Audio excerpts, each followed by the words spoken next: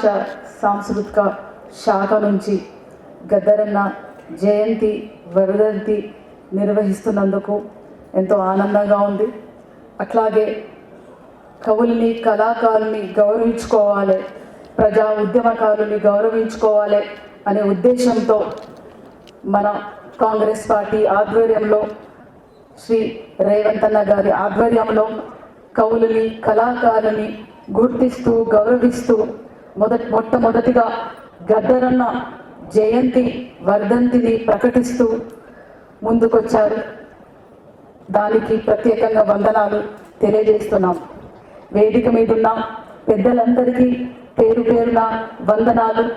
వేదిక ముందు ఉన్న అన్నలు, అక్కలు, చెల్లెలు, తమ్ముళ్ళు, ప్రెస్, తెలంగాణ సాంస్కృతిక సారథి కళాకారులకు అందరికీ కళాభివందనాలు, విప్లవాల వందనాలు. గద్దరన్న గురించి చెప్తుంటే గద్దర్ అనగానే గుండెల్లో ఒక దడ గుర్తుకొస్తుంది. గద్దర్ అనగానే గుండె నిండిపోతుంది. గద్దర్ అనగానే కన్నీళ్లు చెదిరిపోతాయి. గద్దర్ అనగానే కత్తులు తీసి దోపిడి మీద యుద్ధం చేసే ధైర్యం వస్తుంది, ప్రాణత్యాగం చేసే తెగింపు వస్తుంది. అది గద్దరన్న. ఈ గద్దరన్న ఆయన రాసిన మాటల్లోనే అదే నేను చెప్పదలుచుకున్నాను. ఎప్పటి వరకైతే అణిచివేత ఉంటుందో, ఎప్పటి వరకైతే దోపిడి ఉంటుందో, ఎప్పటి వరకైతే సమానత్వం లేదో అప్పటి వారికి గద్దరన్న పాట ప్రజల గుండెలో మోగుతూనే ఉంటది.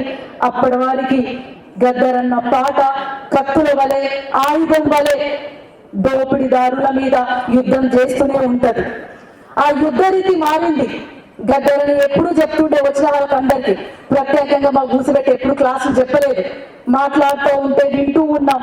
చాయ్లు, నీళ్లు, అన్నము అందించుకుంటా గద్దరన్న చెప్తూ వచ్చినాడు, బిడ్డ దోపిడి రీతి మారింది, బిడ్డ దోపిడి రీతి మారింది, మన యుద్ధ రీతి మారాలి బిడ్డ అన్నాడు. దోపిడి రీతి మారింది, మన యుద్ధ రీతి మారాలి.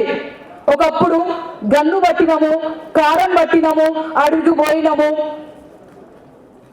దోపిడి దొరల మీద తిరుగుబాటు చేసినము డైరెక్ట్ గా. అందుకే ఈ సమాజం ఉంది, అందుకే మీరు ఈరోజు ఈ వేదిక మీద కూర్చోగలిగినాము. కానీ ఇప్పుడు దోపిడీ రీతి మారింది. వెరైటీగా దోపిడీలు వేస్తున్నారు. మరి మనం ఎట్లా యుద్ధ రీతి మార్చాలి బిడ్డ? మనం ఎట్లా మా చిన్నారి బిడ్డలకు, రానున్న చిన్నారి తరానికి ఏ విధమైన యుద్ధ రీతి నేర్పాల బిడ్డ అనే ప్లాన్ లో ఉన్నానన్నాడు. ఆ యుద్ధ రీతి ఏంటంటే భారత రాజ్యాంగాన్ని రక్షించుకోవడమే మొదటి యుద్ధం. భారత రాజ్యాంగాన్ని రక్షించుకోవడమే మొదటి యుద్ధం. రెండవది ఓటు హక్కును కాపాడి రానున్న తరానికి ఇవ్వడమే మొదటి బాధ్యత. పాలనలో భాగం కావాలి. పాలనలో పాలకులుగా అయితేనే మన కన్నీళ్లు కష్టాలు తీరుతాయనే ఆ నినాదాన్ని ముందుకు తీసుకుపోతూ నేను మీ ముందున్నాను. తప్పకుండా స్త్రీలు, అణగారిన వర్గాలు, బహుజనులు, దళితులను ముందడుగేసి పాలనలో భాగం కావాలి. మన కష్టాలు మనమే తీర్చుకోవాలి, మన కన్నీళ్లు మనమే తీర్చుకోవాలి అని ముందుకు రావాల్సిందిగా ఈ వేదిక మీద నుంచి నేను కోరుతున్నాను. గద్దరన్న మీద ఎన్నో పాటలు వేలాదిగా గత 3 ఏళ్లుగా ఏ దేవుడి మీద పాటలని రాయకుండొచ్చు, కానీ గద్దరన్న మీద పాటలు, కవితలు, రచనలు, ఆర్టికల్స్ వందలాదిగా వచ్చాయి, వేలాదిగా వచ్చాయి. ఆయన బిడ్డగా ప్రతిసారి ఆయనను తలుచుకున్నప్పుడల్లా గద్దరన్నకు చావు లేదు, గద్దరన్న పాట ఆగదు.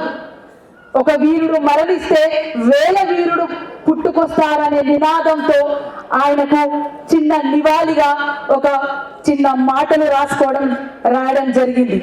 అది వేదిక మీద నుంచి మనం ఏం చేస్తున్నాం, ఆయన ఆశయం ఏంటి అని చెప్పడంలోనే ఈ కవితని మీ ముందు పెడుతున్నాను. గుండె నిండా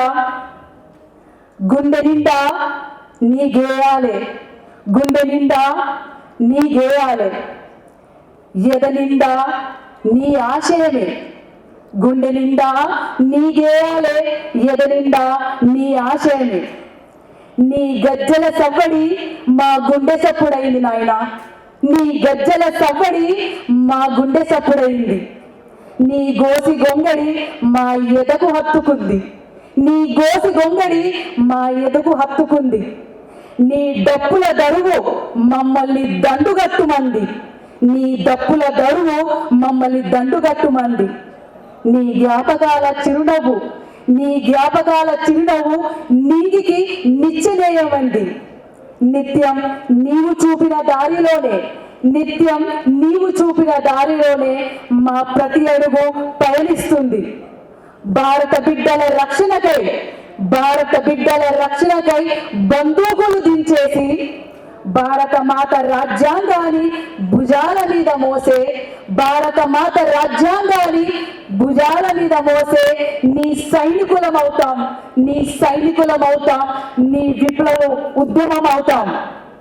రేపటి నీ చిన్నారి బిడ్డలకు, రేపటి నీ చిన్నారి బిడ్డలకు రాజ్యాధికారం అప్పచెప్పే నవ సమాజ నిర్మాతలం అవుతాం, రాజ్యాంగాన్ని అప్పచెప్పే నవ సమాజ నిర్మాతలం అవుతాం. గద్దరన్న, మా నాయన గద్దరన్న, ప్రజాయుద్ధ గద్దరన్న, జోహార్ జోహార్. గద్దరన్నకు జోహార్ జోహార్.